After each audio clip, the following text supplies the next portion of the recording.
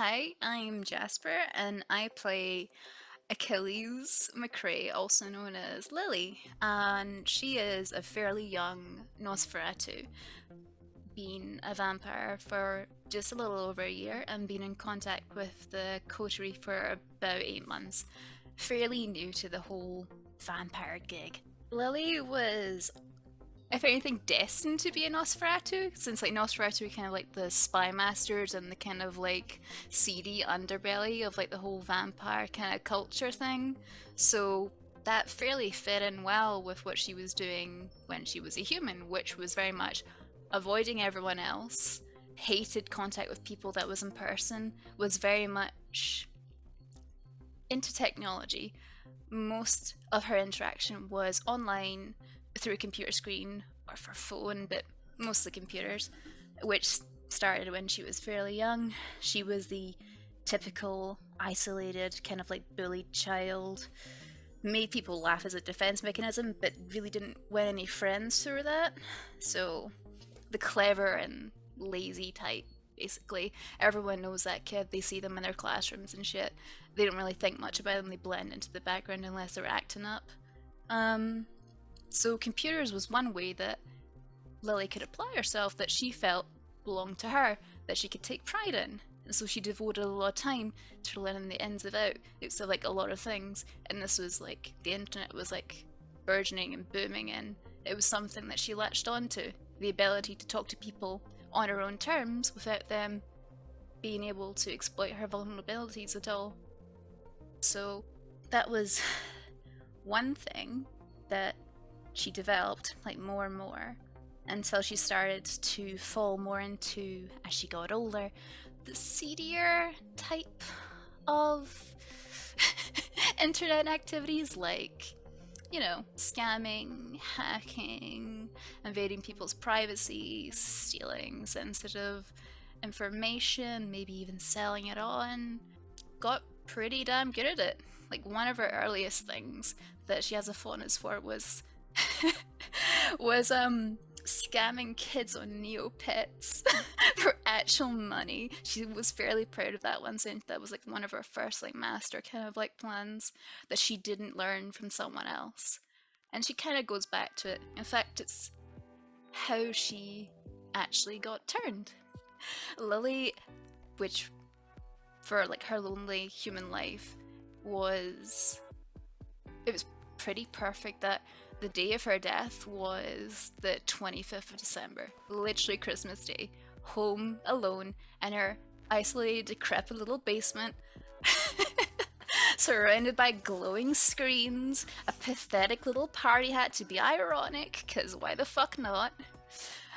Stealing someone's fucking data, thinking, hey, this guy's pretty easy, what a shitty little thing. Downloading, hoping to sell it on, maybe ransom it back. Didn't know that that was one of the covers for her sire, who had instantly noticed that someone was like trying to uncover them, trying to sniff a little too close. Took an interest in Lily and traced her back to her lair, unbeknownst to her.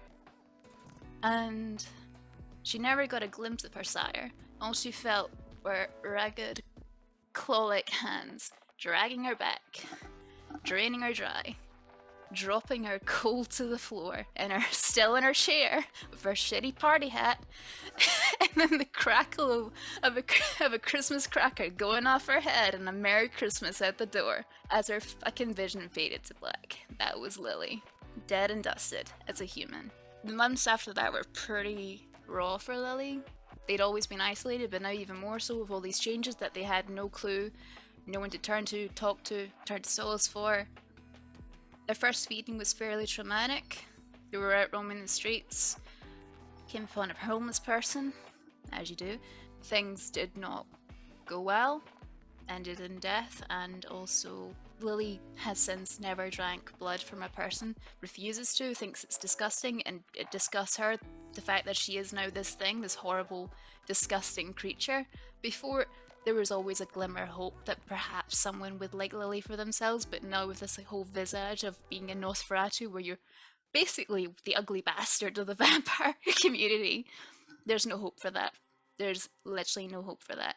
So that's, yeah, not fun for them. But it kind of feeds into the angry, spiteful snark that they use as a shield. So I guess they would fit in with Nosferatu for like the sense of humor at least. Primarily for like predator types. Agar, obviously, since she doesn't want to drink blood from people or animals because that involves effort, and she doesn't really feel like somehow procuring hamsters from a pet site.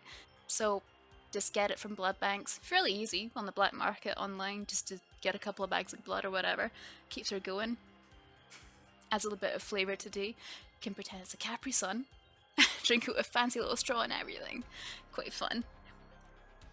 Skill-wise, fairly intelligent, obviously focus more into technology and all that entails manipulation a little bit for like she's very good at conning people, but only in an online interaction thing. In person she is the sweatiest vampire you will ever meet.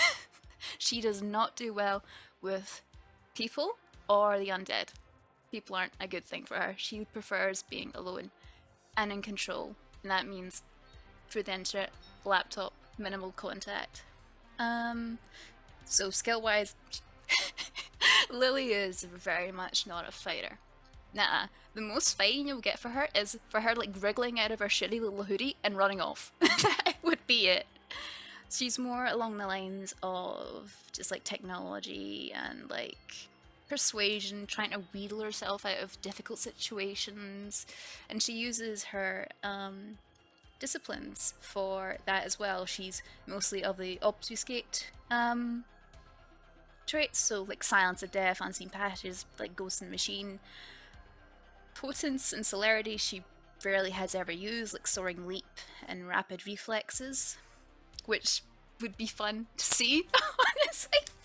But she usually just kind of goes invisible and leaves everyone to do whatever the fuck they're doing, because like Lily is very much, even though she was surprisingly invited into the coterie and taken under their wing, she is so resentful of having to rely on other people for this. She would really want to just learn what she needs to and then instantly just go back to being a loner. That's what she wants. She wants an easy existence like she has a human. She does not want to be this out of control. She hates that with a passion. So for her, that falls under being under control of someone else, even if it is them helping her in her mind, because she's just so, she still feels quite that bullied child, lashing out all the time.